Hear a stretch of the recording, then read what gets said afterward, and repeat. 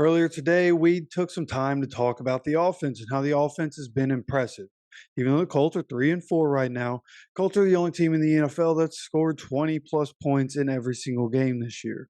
And when you hear that, but you also hear at the same time that the 3-4, you got to assume the defense is giving up points. The offense is giving up points as well. You know what I mean? It's not helping the defense, especially as of late. The Colts have 12 total turnovers this year, and 8 of those have come in just the last 2 weeks since Gardner Minshew took over as a full-time starter for the rest of the season, and it's put the defense in a lot of bad spots. And right now, where we see the Colts defense, have the most struggles is obviously the pass game, which we expected. With as young as the secondary is, we knew those outside guys were going to be tested this year. And honestly, Dallas Flowers was playing really well, and then he was teamed up with DJ Baker. DJ Baker gets torched the first couple weeks, gets replaced by Juju Brents.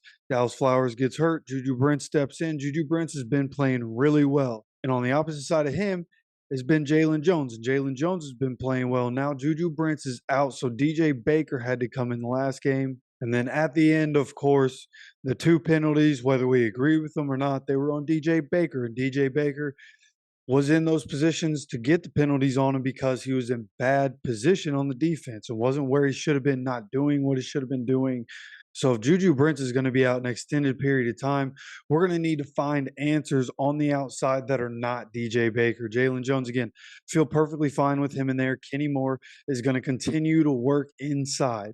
When there are 2 corners on the field, it'll probably be Jalen Jones and Kenny Moore. But the Colts run a lot of nickel, and when they're in that nickel package or their dime package, Kenny Moore is going to be working in the slot. And honestly, I feel good about Jalen Jones when he's in the game. You look at what he just did against the Browns.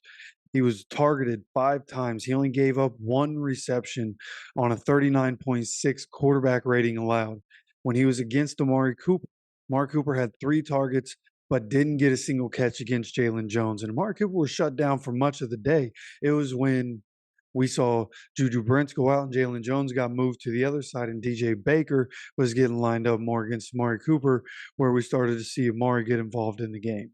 So right now, really looking forward to seeing what's happening with Juju Brents. How long is he going to be out? I assume they haven't talked about it because they're still evaluating. But, last week they didn't say anything about Alec Pierce's injury, and he ended up playing and was fine. So going to be interesting to see what's going on with Juju.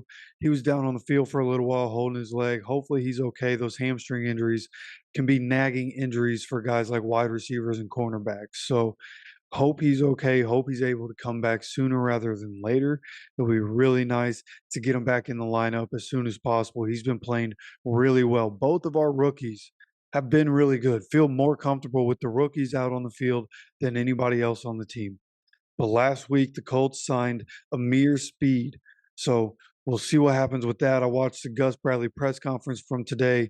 He was asked about Amir Speed and whether that's a possibility. Also, we could see Nick Cross start to get some playing time. I hope that's a thing. But overall, we need to find an answer. DJ Baker can't be the guy that we're putting out there weeks in a row, especially with winnable games coming up, right? Especially, you think about the Saints. Saints have 3 good receivers on their team. Now we're going to need to stop. We can't have DJ Baker out there getting torched all day long, messing everything up. Yeah, Julian Blackmon's been making plays lately, and having him behind DJ Baker is good, but Julian Blackmon's not going to be able to be there every single time, and DJ Baker's just not getting the job done. So it'll be interesting to see what happens.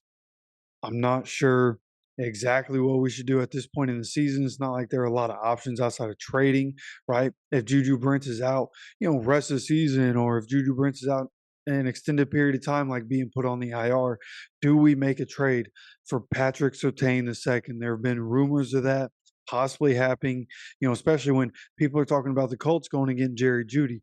A lot of people talking about, well, the Colts need more corners, so go ahead, bring in Pat Surtain. And I got to tell you, as much as I'm totally down with that, because Pat Surtain is really good. Again, I'm comfortable with Juju Brents and Jalen Jones going into the future. Now, do you want to add him because you're not going to be able to bring back Kenny Moore? I don't know. I think at this point, Kenny Moore's done enough that you need to pay Kenny Moore. Because if you look at what he just did this past week, he had 10 tackles, 3 tackles for loss, and 1.5 sacks. That's been Kenny Moore every game. He should have had an interception. I still don't agree with that call. I think that one should have been an interception. DeForest Buckner's not an interception. I understand that one. But Kenny Moore's was an interception. And if you look at Kenny Moore, this was his second straight game with 3 tackles for loss. Right? This is a corner, an undersized corner, Kenny Moore. So having him come in, make the plays that he's making, pay Kenny Moore. Right? You paid him before he ever really did anything. You paid him again after that. Pay Kenny Moore. He needs to retire at Colt. He's one of those guys. He's an absolute dog, and he's the best nickel in the league.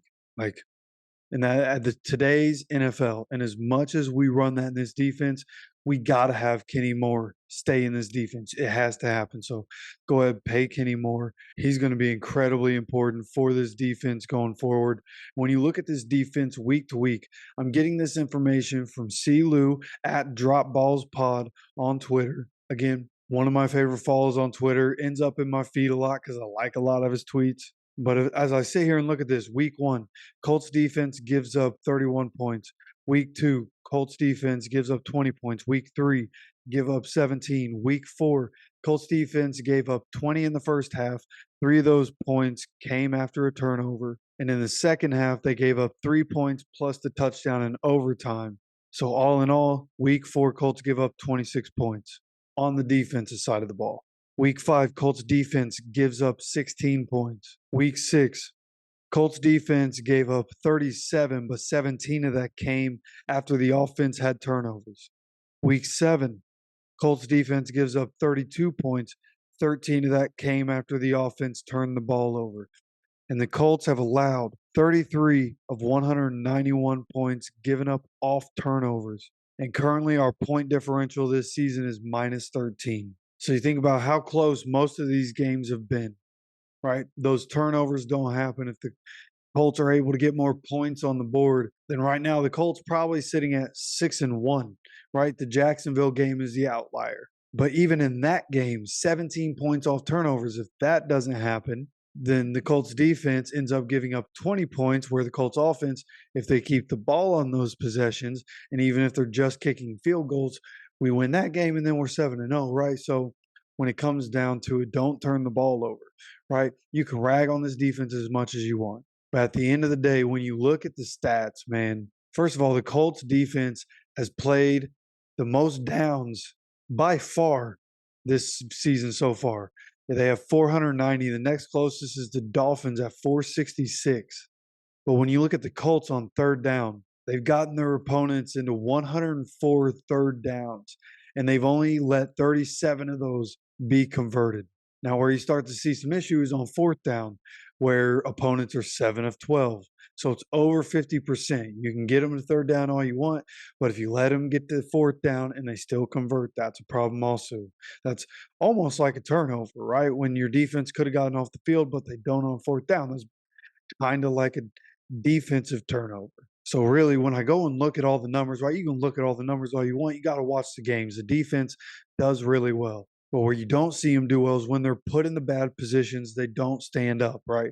We're giving up 7 instead of 3 in those situations. And those are situations where, like, if you're only giving up 3, it's much better for the team. Now, obviously, in this last game, there were 2 separate situations where the Colts only give up 2 field goals in situations where the offense turned the ball over, but the defense was still able to get a touchdown on the strip sack in the end zone. So all in all, again, 13 points off turnovers. If the Browns don't get those points off the turnovers, the Colts win that game. You know, the penalties at the end don't even matter. So as much as this is a defensive conversation, the offense comes into play into this because the turnovers matter when you're turning the ball over and putting your defense in a bad spot.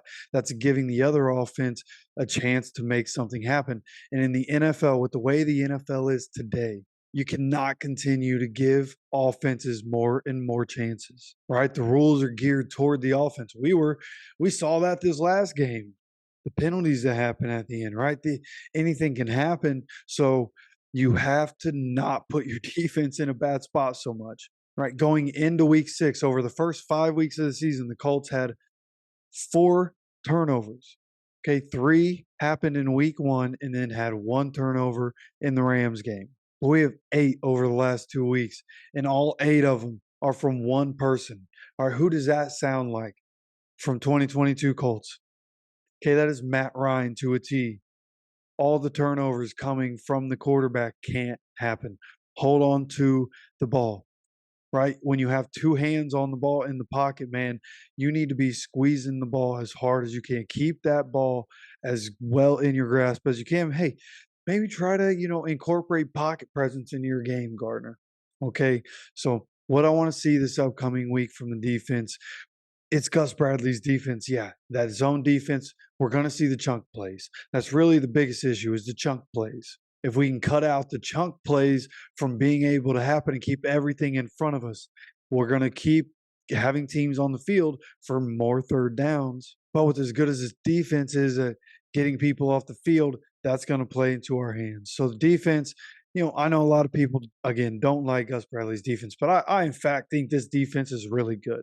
The numbers won't tell you that, and I understand that, but you got to watch the game.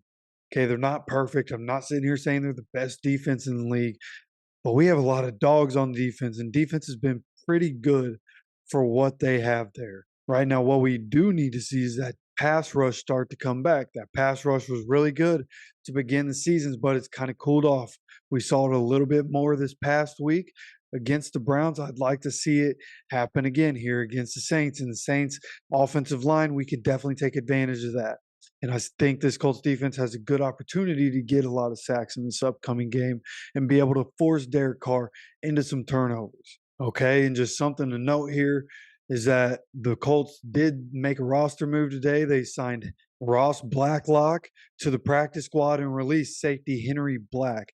Ross Blacklock was a second round pick by the Texans, and he's coming in to compete for spots. Taven Bryan right now is filling in for Grover Stewart. We saw some Eric Johnson, but Eric Johnson got hurt in the last game. We'll see how that works out. So Tommy Ade, probably going to be seeing him some more. He was definitely on the field after Eric Johnson left the game. So we'll see if Ross Black can work his way in. Right now, we're just trying to find answers to fill in for Grover Stewart and be depth pieces. Not sure if this will really be anything, but, he might be on the field. So that's a guy that's currently on the practice squad. We'll see what happens, and we'll keep updates throughout the week. And tomorrow, I have some time. I plan on doing a couple videos.